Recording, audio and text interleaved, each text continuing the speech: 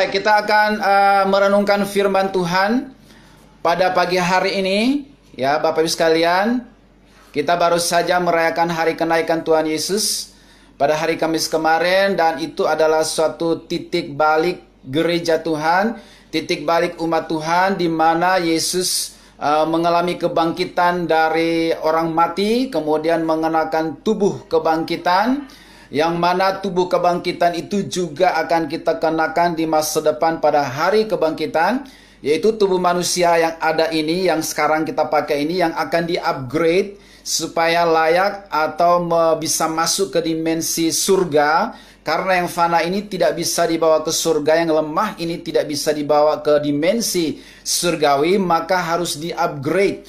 Nah, kondisi tubuh daripada tubuh kemuliaan yang seperti dikenakan oleh Yesus itu masih bisa disentuh. Waktu itu murid-murid mengira dia hantu, tapi Yesus berkata kalau hantu tidak bisa disentuh dan diraba, ya. Tetapi aku bisa disentuh dan diraba, walaupun aku sekarang ini setelah kebangkitan itu tidak terbatas oleh ruang dan waktu, saudaraku. Jadi tubuh sejenis itulah yang akan kita kenakan pada hari kebangkitan, yaitu tubuh yang fana ini yang di-upgrade mengenakan tubuh kemuliaan supaya bisa tanda kutip beradaptasi atau bisa memasuki dimensi surgawi. Dan itu adalah kabar sukacita bagi kita di akhir zaman, bahwa tubuh ini yang kita pakai sekarang ini tidak sia-sia, tidak percuma.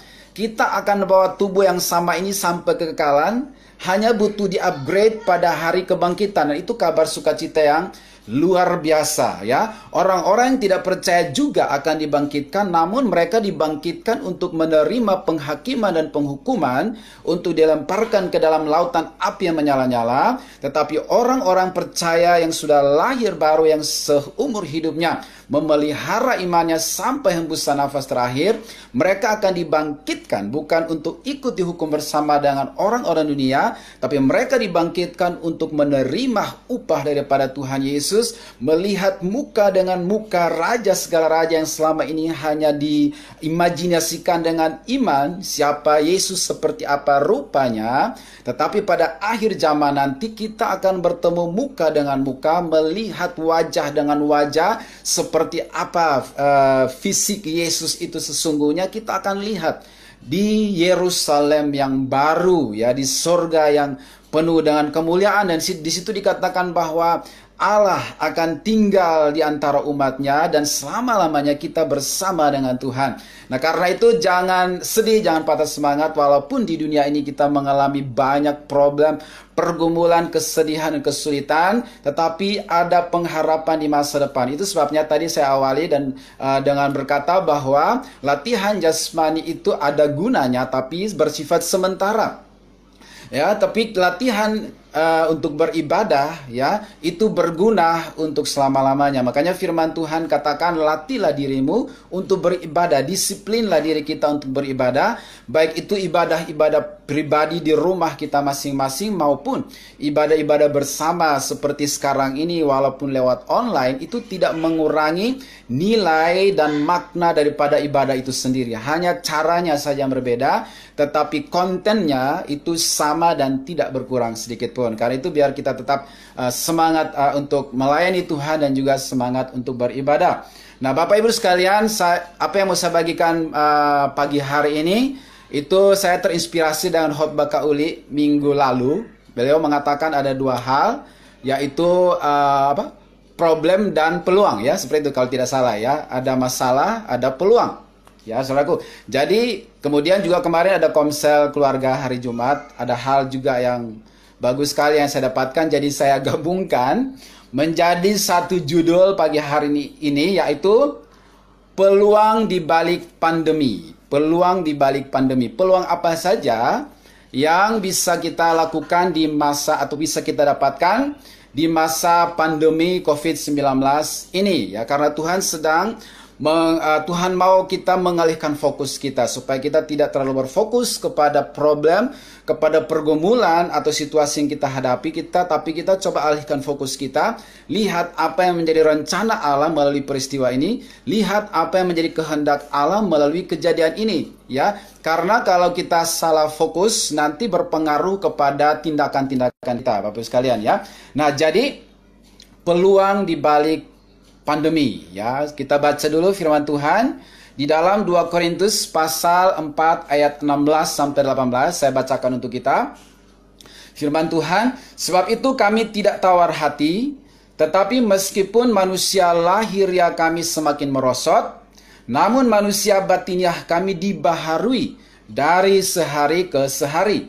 Sebab penderitaan yang ringan yang sekarang ini mengerjakan bagi kami kemuliaan kekal yang melebihi segala-galanya, jauh lebih besar daripada penderitaan kami. Sebab kami tidak memperhatikan yang kelihatan, melainkan yang tak kelihatan. Karena yang kelihatan adalah sementara, sedangkan yang tak kelihatan adalah kekal. Jadi ini tulisan Rasul Paulus kepada jemaat di Korintus, dan ini konteksnya adalah mereka sangat berjuang dan menderita pada waktu itu, Rasul Paulus dan timnya, untuk menyebarkan Injil, masuk penjara, didera, ditolak, dan sebagainya. Itu sebabnya muncullah statement dikatakan bahwa kami tidak tawar hati.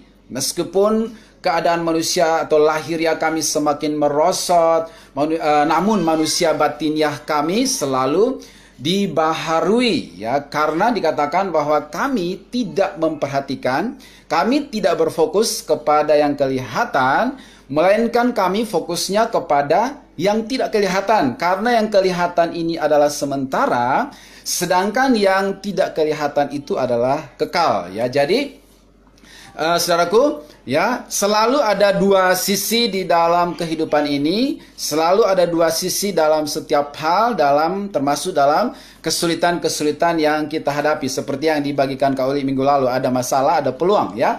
Nah, di sini juga, ya, di dalam ayat ini terlihat, ya, dan di dalam firman Tuhan juga banyak mengatakan hal itu, ya. Di balik, contoh misalnya di balik air mata ada mata air, ya. Di balik lembah kekelaman ada sukacita.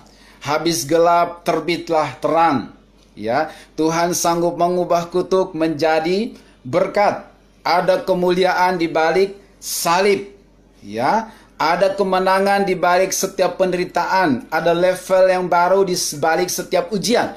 Jadi selalu ada dua sisi, ya. Tantangan, peluang, ada kesulitan, ada berkat, ada salib, ada kemuliaan. Nah, kita ini, Tuhan mau ajarkan kita pada pagi hari ini untuk kita belajar fokusnya kemana. Apakah kita fokus kepada problem, pergumulan, situasi, permasalahan, atau kita fokus kepada hal-hal rohani, kehendak Allah dan rencana Allah di dalam peristiwa kesulitan yang sedang terjadi atau yang kita alami secara pribadi atau keluarga di dalam kehidupan kita. Ya, jadi selalu ada dua sisi, yang kelihatan dan yang tidak kelihatan, ya. Yang jasmani dan yang rohani. Tergantung kita mau fokus kepada yang mana. Kalau kita berfokus kepada tantangan, maka kita akan pesimis, kita akan down, kita akan kehilangan kepercayaan, bisa goncang iman kita kalau kita fokusnya adalah problem. Ya, kalau kita fokusnya kepada masalah COVID ini, maka kita akan terintimidasi, ketakutan, menjadi tawar hati, lemah. Waduh, ekonomi nanti tergoncang, ke depannya nggak jelas seperti apa. Banyak hal yang akan kita khawatirkan, takutkan apabila kita hanya berfokus kepada problem pergumulan yang sedang terjadi. Ya, jadi kita mau fokus kepada yang mana? Ya. Tapi kalau kita fokusnya kepada peluang, saudaraku, maka kita akan bangkit, ya, menaklukkan tantangan itu. Bahkan seperti peselancar, dia akan berselancar di tengah ombak. Semakin tinggi ombaknya 2-3 meter, semakin enak bagi peselancar itu untuk surfing atau berselancar, saudaraku. Ya, jadi karena si peselancar ini dia tidak melihat ombak dalam arti sesuatu yang menakutkan. Dia melihat itu sebagai suatu kesempatan untuk dia bisa berselancar, melatih otot-otot kakinya, menjaga keseimbangannya, sehingga ombak yang besar itu tidak menghancurkan dia atau menggulung dia dan membunuh dia, tetapi justru otot kakinya semakin kuat, keseimbangannya semakin terlatih, dan dia bisa bermain-main, bisa berselancar di tengah ombak yang tinggi 2 atau 3 meter. Ya, jadi fokusnya kemana? Ya, kepada ombak yang menakutkan atau kepada peluang untuk berselancar? Ya, Bapak sekalian. Ya, saudaraku. Nah, kemudian kita berfokus. Tuhan mau ajar kita untuk kita berfokus kepada rencana dan kehendak Allah. Tuhan mau kita mengubah cara pandang kita dan mengubah fokus kita yang mungkin tanpa kita sadari selama ini fokusnya kepada problem, kepada ketakutan, kepada masa depan, kekhawatiran. Tuhan mau alihkan fokus kita kepada rencana kehendak Allah dan kepada peluang-peluang yang dapat kita ambil atau lakukan pada masa pandemi ini. Nah, peluang seperti apa? Saya tadi malam ya mencari-cari atau berdoa, saudaraku, saya temukan di sini ya kurang lebih ada 8 ya. 8 peluang yang bisa kita lakukan. Mungkin Bapak Ibu bisa tambahkan sendiri sampai lebih, tapi saya bagikan 8 pada pagi hari ini. Peluang-peluang yang dapat kita ambil atau kita nikmati di masa pandemi ini ya. Yaitu yang pertama yang sudah dibagikan Kak Uli minggu lalu, Bapak Ibu sekalian, bahwa dalam pandemi ini ada peluang untuk menjadi berkat. Ya, ada peluang untuk kita berbagi kepada orang-orang yang kesulitan. Ada peluang untuk kita bisa berbagi dalam keterbatasan kita, dalam kekurangan kita. Ya, tetapi selalu ada kesempatan untuk kita bisa berbuat sesuatu. Firman Tuhan katakan adalah lebih berbahagia memberi daripada menerima. Ada waktunya kita menerima, tapi kali ini ya lewat kejadian ini Tuhan juga beri kesempatan yang sama ya untuk menerima dan juga untuk bisa berbagi kepada sesama kita atau orang-orang yang membutuhkan uluran tangan atau pertolongan kita ya. Jadi ada peluang untuk memberi, untuk memperhatikan orang lain, untuk berbagi dari keterbatasan kita bisa bagikan kepada siapapun yang membutuhkan ya, saudaraku. Dan nilai pemberian yang tinggi adalah kalau kita bisa memberi dari keterbatasan kita ya. Seorang janda yang pergi ke rumah Allah dan memberi persembahan, ternyata itu sangat menarik perhatian Yesus. Karena dia bukan memberi dari kelebihannya, tetapi memberi dari kekurangannya. Bahkan dia memberi uang satu-satunya yang dimiliki pada waktu itu. Dan Tuhan berkata itu persembahan yang harum, yang berkenan, yang luar biasa. Jadi ini kita diberi kesempatan untuk belajar menabur, belajar memberi dari kekurangan atau keterbatasan kita. Ya, saudaraku. Kemudian yang kedua, ya, peluang yang kedua adalah peluang untuk bersaksi. Karena banyak orang lagi takut. Banyak orang lagi pesimis. Banyak orang lagi tawar hati. Ya, karena itu anak Tuhan harusnya jangan larut dalam ketakutan dan tawar hati. Ya, supaya kita bisa memberi kekuatan dan pengharapan kepada orang-orang yang lagi ketakutan, yang lagi pesimis dan tawar hati. Jadi di sini ada peluang untuk bersaksi kepada orang-orang yang lemah, orang yang lagi takut, orang yang goncang imannya, yang lagi takut, yang lagi nggak tahu masa depannya, yang hopeless. Ya, anak-anak Tuhan harus bangkit menjadi terang. Firman Tuhan dalam Yesaya pasal 60 berkata, kegelapan akan menutupi seluruh bumi. Ya, tetapi bangkitlah dan bersinarlah, karena terang Tuhan datang atasmu. Jadi di tengah kegelapan, Tuhan ingin kita bersinar. Bukan larut dalam problem, tetapi tampil dan bersinar. Jadi yang kedua adalah ada peluang untuk bersaksi.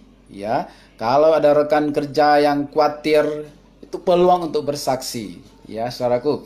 Kalau ada atasan yang lagi kalut atau panik atau udah mulai susah tidur, udah minum obat penenang, itu adalah peluang untuk bersaksi. Saudaraku, yang mungkin sebelumnya dia nggak pernah curhat sama kita, gara-gara pandemi ini curhat sama kita, itu kesempatan untuk bersaksi. Ya, jadi selalu ada kesempatan di dalam setiap kesulitan ya. Yang ketiga, ya, ada peluang untuk mengusahakan kesejahteraan kota dan bangsa, keluarga, bahkan tempat kerja kita. Ya, saudaraku, selama ini ayat ini kan dikatakan usahakanlah kesejahteraan kotamu di mana aku tempatkan, karena kesejahteraannya juga adalah kesejahteraanmu. Dan kita sudah terus berdoa untuk kota dan bangsa kita selama ini, Bapak Ibu sekalian. Tetapi Tuhan mau juga ya bagi Bapak Ibu Saudara yang bekerja, yang mungkin perusahaannya lagi goncang, ya, yang mungkin terancam dirumahkan atau sudah mengalami pengurangan jam kerja, bahkan pemotongan pemasukan-pemasukan yang selama ini didapat. Ini adalah kesempatan untuk berdoa bagi perusahaan Anda. Apakah Anda pernah berdoa mengusahakan kesejahteraan perusahaan di mana Anda berada? Pernahkah Anda berdoa bagi ownernya? Pernahkah Anda berdoa bagi cash flow-nya supaya lancar? Ya, atau hanya datang absen kerja pulang? Ya, tidak pernah tahu rencana Allah bagi kita. Ditempatkan di perusahaan itu adalah untuk mengusahakan kesejahteraan tempat di mana kita berada. Berdoa. Kalau Anda masih percaya kuasa doa, ayo berdoa. Kalau Anda masih percaya kuasa Injil, ayo bagikan. Kalau Anda masih percaya kekuatan iman, ayo percaya dan lakukan.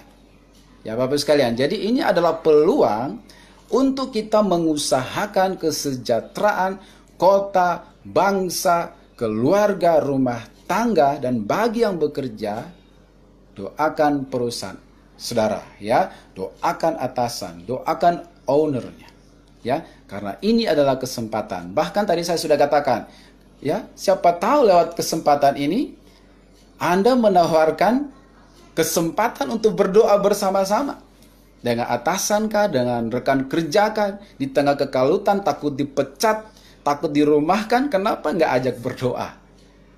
Andalkan Tuhan, teguhkan Dia, saudaraku, ya. Jadi ini adalah kesempatan. Kita mau fokus kepada problem atau fokus kepada peluang dan kesempatan. Kalau saudara masih percaya kuasa doa, berdoalah. Kalau saudara masih percaya kuasa Injil, saksikan dan bagikanlah, ya. Ya, doa tidak pernah gagal. Doa tidak pernah kehabisan kuasanya walaupun pandemi. Ya, doa tidak pernah berhenti bekerja walaupun situasi berubah, walaupun keadaannya sulit. Ya, jadi jangan berhenti berdoa. Coba arahkan doa saudara lebih terarah. Ya, ada peluang untuk berdoa dan mengusahakan kesejahteraan kota, bangsa, dan juga tempat kerja kita, ya. Haleluya.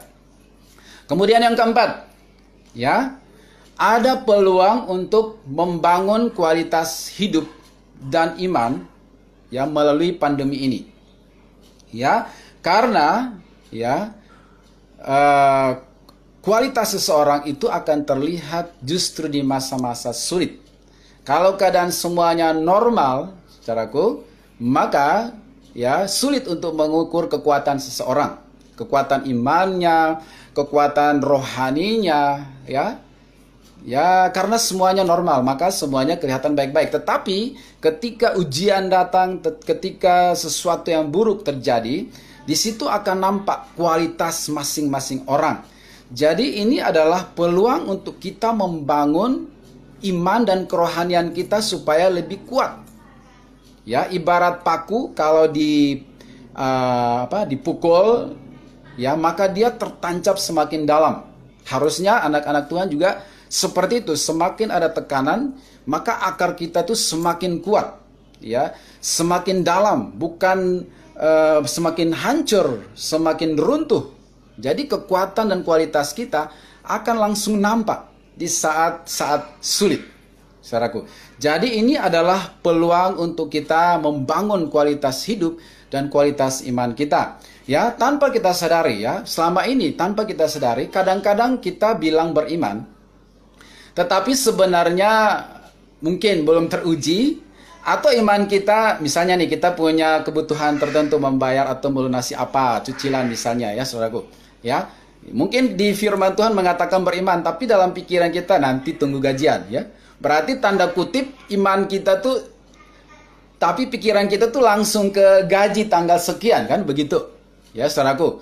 Nah, tapi dengan kejadian ini di mana segala sesuatu tidak pasti, maka iman kita tuh benar-benar di-upgrade. Bukan beriman kepada tanggal sekian gajian, tetapi tanggal berapa Tuhan akan menolong aku, tanggal berapa burung gagak akan datang menolong aku, dan itu yang Tuhan ingin bangun dan cari dari anak-anak Tuhan. Jadi iman anak-anak Tuhan ini lagi di-upgrade untuk beralih dari yang kelihatan kepada yang tidak kelihatan. Seperti Rasul Paulus tadi, kami tidak memperhatikan yang kelihatan, karena yang kelihatan ini sementara. Tetapi kami memperhatikan yang tidak kelihatan, karena yang kelihatan itu kekal adanya, abadi adanya, saudaraku ya. Jadi selalu ada fakta, ada iman, saudaraku ya.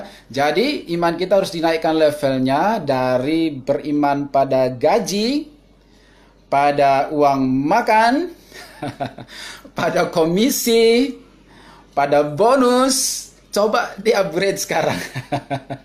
Imannya hanya pada Yesus. Yesus yang sanggup mencukupkan. Yesus yang menyediakan. Seperti Yesus, Tuhan menyediakan mana di padang gurun. Percaya. Coba belajar percaya. Tuhan akan sediakan mana di padang gurun. Seperti tidak ada sungai dan air di padang gurun. Percaya Tuhan akan menyediakan dari manapun. Dari batu karang, dari mana Tuhan sanggup mengadakan. Itu Tuhan mau melatih iman kita lewat kejadian-kejadian seperti ini. Haleluya. Luar biasa ya. Jadi harusnya nanti lewat pandemi ini iman kita tuh makin mantap ya. Udah nggak level lagi beriman pada gaji, tapi imannya benar-benar kepada Tuhan. Tuhan sanggup membuka jalan berkat dari manapun datangnya, karena Tuhan Maha Kuasa dan berkuasa. Haleluya. Ya. Kemudian yang kelima, ya, ada peluang untuk pelayanan model baru, saudaraku ya. Dulu kita mungkin tidak pernah beribadah seperti model begini. Kalau saudara lihat tempat di mana saya berada, kalau di foto saudara pasti ketawa. Di depan saya ini ada lemari baju. Ya, dan kamera ini ditimpa dengan beberapa buku biar nggak goyang ya. Ini sangat konvensional dan belum pernah terjadi. Ini peluang untuk melakukan sesuatu yang berbeda yang belum pernah terjadi. Suatu model pelayanan yang belum pernah terjadi sebelumnya. Jadi selalu ada kesempatan dan peluang untuk kita melakukan hal-hal yang baru, saudaraku ya. Nanti suatu saat saya minta untuk difoto ya, saudaraku. Di mana saya berada sekarang ini, latarnya kayaknya aman ya. Padahal depan dan sebelahnya ini benda-benda yang tak pantas kalau ibadahnya itu offline, saudaraku ya. Ya, luar biasa ya. Nah, kemudian ya, yang keenam, ada peluang untuk mengalami mujizat.